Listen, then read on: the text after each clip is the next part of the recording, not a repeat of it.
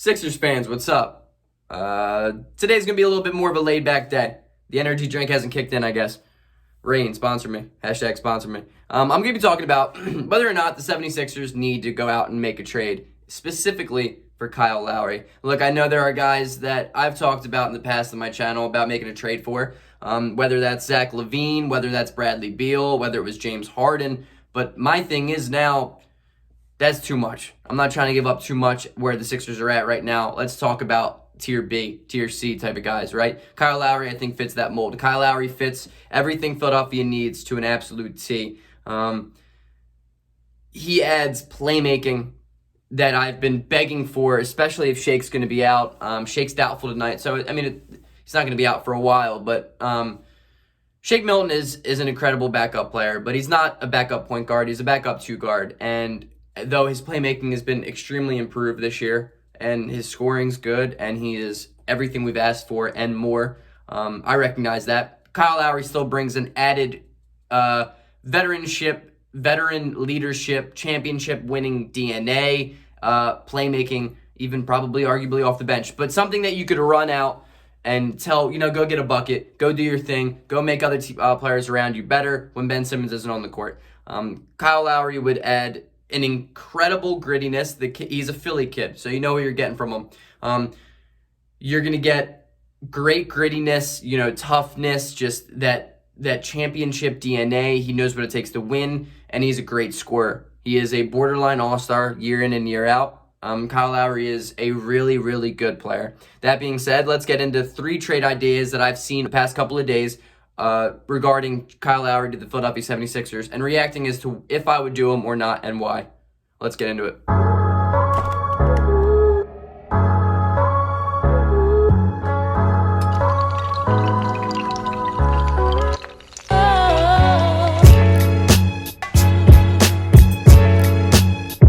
First trade I saw is the Philadelphia 76ers receive Kyle Lowry and Norman Powell. Kyle Lowry, like I said, everything before about how much he could bring to Philadelphia, and Norman Powell, who is a extremely, vastly underrated player in the NBA nowadays. He is a 3-and-D stud. He is an awesome player who does more than even just shoot threes. He is one of the most underrated players in the NBA for me, and he is an awesome bench piece. I don't know his contract right now exactly, but I do know that all of these have been financially passed. I don't know if he's on his last year of his deal or what, but Norman Powell is a very, very good player. That's a lot Philadelphia would receive right there, and Philadelphia would trade to Toronto Tobias Harris, Matisse Thybulle, Furkan Korkmaz, a 2022 unprotected first, and a 2024 unprotected first. That is a big haul. That is a big haul, and to be honest with you, I'm probably not going to do that move. I don't like that move. I don't like it for a numerous amount of reasons. One, Tobias Harris, though his contract is big, and he's not an all-star, and Kyle Lowry's on the last year of his deal, and Norman Powell is not making nearly as much money as Tobias Harris.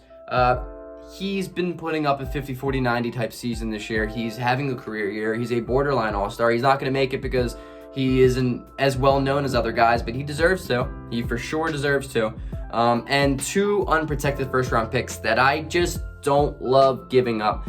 Maybe I understand it because if all goes right, and all should go right, Philadelphia will not really need those first-rounders, right? Not this year, but next year's pick, the Sixers should be a top 5 team in the NBA, so it's going to be a bottom 5 pick in the draft.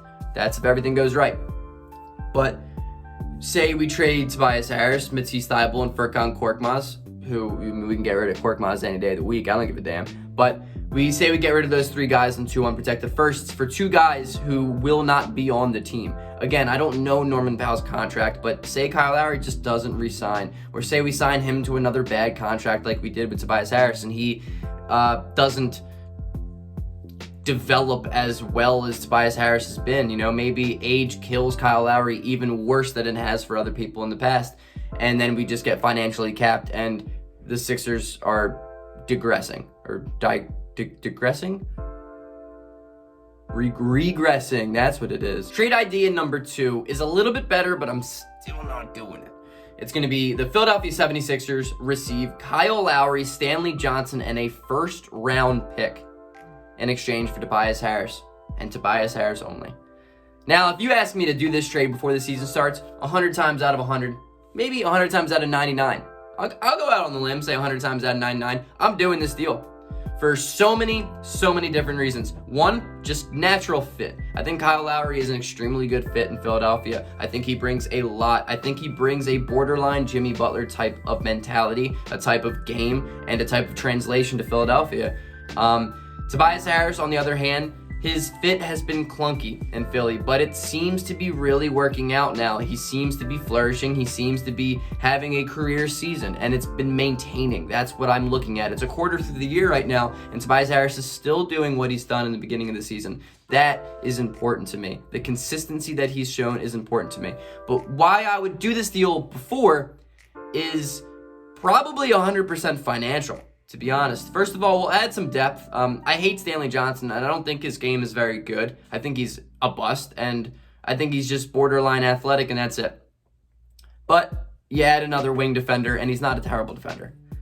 Kyle Lowry, obviously, but Kyle Lowry's on the last year of his deal. So before this season started, we would have Tobias Harris, who's on an insane contract, and we could just throw that off the books in exchange for a guy we would not even have to re-sign, and just opening up an enormous amount of cap space for us, and Daryl Morey somehow saving the day again, getting rid of our two biggest contracts for a one-year deal type of guy.